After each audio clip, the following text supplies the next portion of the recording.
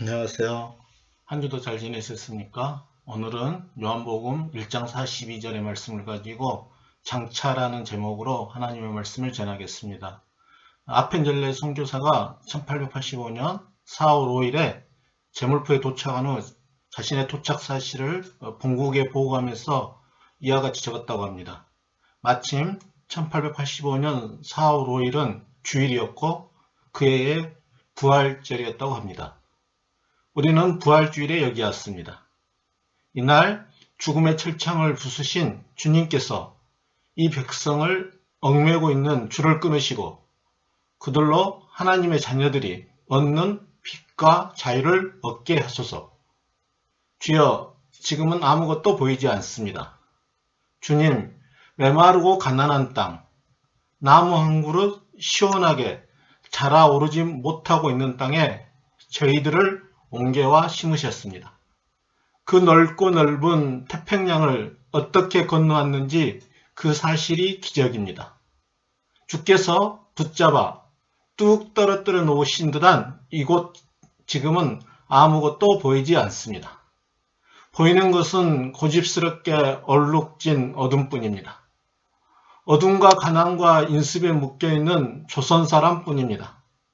그들은 왜 묶여있는지도 고통이라는 것도 모르고 있습니다. 고통을 고통인 줄 모르는 자에게 고통을 벗겨주겠다고 하면 의심부터 하고 화부터 냅니다. 조선 남자들의 속셈이 보이질 않습니다. 이 나라 조정의 내심도 보이질 않습니다. 가마를 타고 다니는 여자들을 영영 볼 기회가 없으면 어쩌나 합니다. 조선의 마음이 보이질 않습니다. 그러나 주님 순종하겠습니다.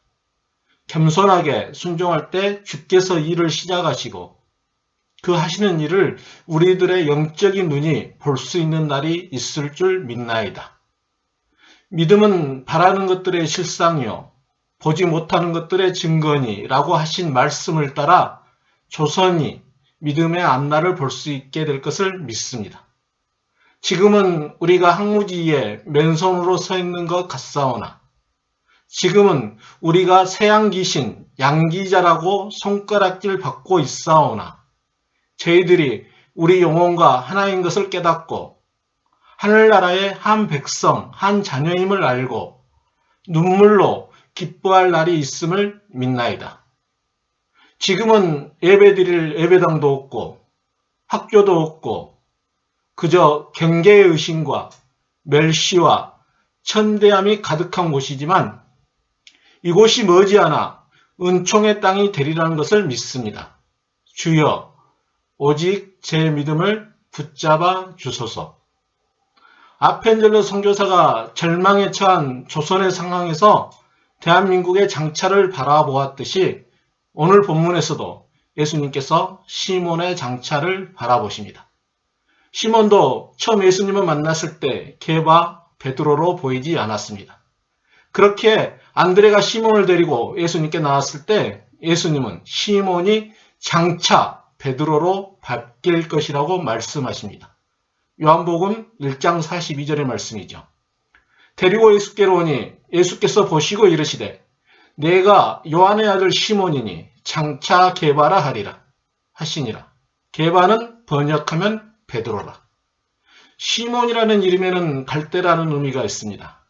갈대는 바람이 부는 대로 움직이죠. 이름에서부터 시몬이 어떤 사람인지 짐작이 됩니다.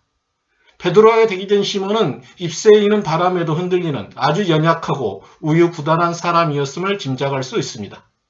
이에 반해 게바와 베드로는 반석이라는 의미를 가지고 있습니다. 게바는 아람어 이름이고 베드로는 헬라식 이름입니다. 이름에서부터 그가 어떤 사람으로 바뀔 것인지를 알 수 있습니다. 시몬에서 변화된 베드로는 아주 기초가 튼튼하고 견고한 사람임을 알 수 있습니다.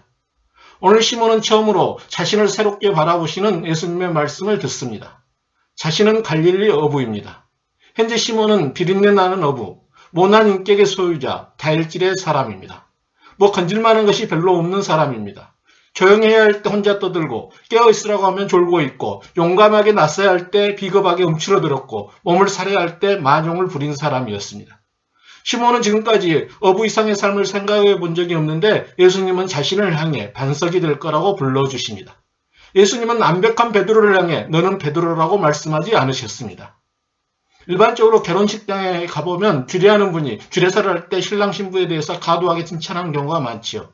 어느 예식장에서 주례 선생님이 신랑을 소개했습니다. 신랑 모모군은 어려서부터 매우 영특하였으며 학교 성적도 우수하고 부모님께 효도하고 타의 모범이 되었으며 주례 선생님의 말을 여기까지 듣고 있던 신랑이 얼굴빛이 변하면서 한급히 뒤를 돌아보고 자기 아버지에게 말했습니다. 아버지, 예식장이 바뀐 것 같은데요. 오늘 본문에 나온 시몬도 신랑이 주례 선생님이 주례사가 자신에 관하여 한 말씀을 믿지 못했던 것처럼 자신을 향해 장차 반석이 될 것이라는 예수님의 말씀을 믿지 못했을 것입니다. 또 아마 형제인 안드레는 내가 시몬을 잘 아는데 시몬이 장차 반석이 될 것이라는 예수님의 말씀에 웃음이 나와 헐했을지도 모릅니다. 하지만 예수님은 시몬의 겉모습을 보지 않고 장차를 바라보셨습니다. 시몬이 하루아침에 베드로가 되었던 것은 아닙니다. 많은 시간이 필요했습니다. 예수님께서 장차 개발하 하리라 말씀하시며 시몬을 바라보실 때 그가 베드로가 되기까지 당신께서 지불해야 할 대가를 생각하면서 이 말씀을 하셨을 것입니다. 그냥 듣기 좋으라고 하시는 말씀이 절대 아닙니다. 장차라는 단어 속에는 그냥 시간이 지나고 나면 저절로 시몬이 베드로가 되는 것이 아니라 예수님의 사랑과 기다림에 의해 가능한 것임을 알려줍니다. 베드로도 많은 실수를 범하고 예수님이 십자가를 지실 때 예수님을 저주까지 하면서 예수님을 배반했지만 예수님은 끝까지 베드로를 사랑으로 용서해 주시고 기다려 주셨습니다. 이처럼 베드로는 예수님께서 십자가를 지시기까지 자신의 목숨을 내놓는 사랑과 기다림이 있었기 때문에 시몬이 베드로가 될 수 있었습니다. 베드로는 초대교회의 반석 같은 지도자가 되었습니다. 사도 바울도 갈라디아 2장에서 베드로를 가리켜 예루살렘 교회의 기둥같이 여긴 사람이라고 평가합니다. 또한 베드로는 한 번의 설교 때 3,000명, 5,000명을 주님께 돌아오게 하는 역사를 일으켰다고 사도행전에서 우리에게 알려줍니다. 저는 한 번의 설교로 3명에서 5명을 재우는데 베드로는 3,000에서 5,000명을 그리스도께로 인도했습니다. 어찌 보면 저나 베드로나 모두 대단하지요. 설교할 때 3명에서 5명밖에 재우지 않는 저도 대단한 것 같고 또 한 번의 설교에서 3,000명에서 5,000명을 예수님께로 회심케 하는 베드로도 대단한 것 같습니다. 오늘 본문에 나온 시몬의 모습 속에는 장차를 기대할 만한 것이 전혀 없었습니다. 이 장차는 우리 머리로 산술적으로 계산해서 나오는 것이 절대 아닙니다. 장차는 하나님의 약속을 바라보는 것입니다. 마침내 주님 안에서 변화되고야 말 그 모습을 바라보는 것입니다. 지금 당장 베드로로 바뀌는 게 아닙니다. 장차 하나님께서 시몬을 반석인 베드로로 만들어 주십니다. 이처럼 장차 바뀔 것이라고 한 하나님의 약속을 붙드는 사람들은 변화될 수 있습니다. 자신을 통해 자신의 미래를 바라보는 것이 아니라 하나님을 통해 자신의 미래를 바라볼 수 있어야 합니다. 어찌 보면 저를 포함한 많은 그리스도인들은 지금 주님의 제자로 살기 위해 리모델링 중이라고 할 수 있습니다. 그렇게 저와 여러분은 자신뿐만 아니라 다른 사람들도 주님 안에서 장차 바뀔 좋은 모습을 기대하고 기다리면 좋겠습니다. 우리는 어떤 사람의 현재와 과거의 모습만을 가지고 그 사람을 쉽게 규정하고 단정해서는 안 됩니다. 과거의 실수를 가지고 그 사람을 쉽게 판단하지 말아야 합니다. 예전의 모습으로 그 사람을 낙인 찍어 변화될 가능성이 없는 사람으로 여겨서는 안 됩니다. 그 사람이 했던 과거의 잘못이나 실수는 잊어야 합니다. 의사의 손길로 거듭나 살아가는 분을 알고 있다면 그분 이전의 모습도 있는 게 좋습니다. 예전엔 쌍꺼풀도 없었고 콧대도 높지 않았다고 기억해서는 안 됩니다. 의사의 손길로 거듭나기 이전의 사진을 공개한다고 협박해서는 절대 안 되지요. 대중가요의 가사처럼 과거를 묻지 말아야 합니다. 다 역사의 뒤안길로 묻어두셔야 합니다. 우리 그리스도인은 어떤 사람의 과거나 현재의 모습만을 보고 너무 쉽게 판단하지 않으셨으면 좋겠습니다. 장차 주님 안에서 바뀔 것을 기대했으면 좋겠습니다. 또한 자신을 바라볼 때도 기대감으로 바라볼 수 있었으면 좋겠습니다. 우리 인생에서 가장 중요한 것도 기대를 가지고 장차를 바라보는 것입니다. 현재의 처한 상황을 가지고 절망하지 말아야 합니다. 현재가 절망스러울수록 더 장차를 바라볼 수 있어야 합니다. 지금 우리 가운데는 현재 처한 상황을 생각하면 도대체 가능성이 안 보이는 절망, 인생 어두워하면서 절망에 빠진 분도 계실 것입니다. 지금 내가 처한 상황을 보면 정말 하나님이 계시기는 한지, 하나님이 정말 나를 사랑하시는지 의심이 들 때가 있습니다. 현재가 절망스러울수록 더욱 기대감을 가지고 주님 안에서 미래를 바라볼 수 있어야 합니다. 지금 어려운 상황 영원히 지속되지 않습니다. 이 힘든 상황도 반드시 지나갑니다. 이것 또한 지나갑니다. 우리가 힘들고 어려울수록 희망을 버려서는 안 됩니다. 우리가 믿는 하나님은 희망의 하나님이십니다. 우리가 믿는 하나님은 희망의 하나님.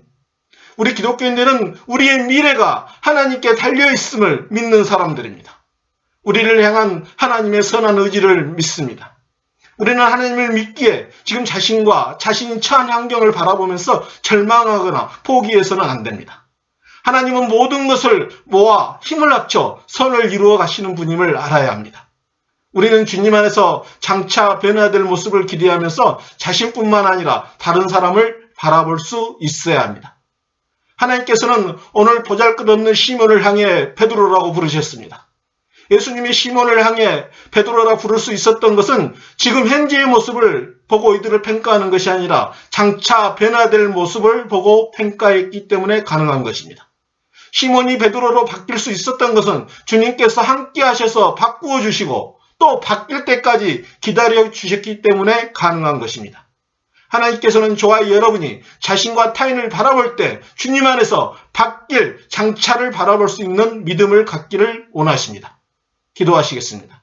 하나님 아버지, 저희들도 예수님이 보잘것없는 시몬을 향해 베드로라고 부르셨던 것처럼 장차를 바라볼 수 있는 눈을 가질 수 있도록 이끌어 주시옵소서. 예수님 이름으로 기도하옵나이다. 아멘. 한 주도 주님 안에서 승리하시길 바랍니다. 감사합니다.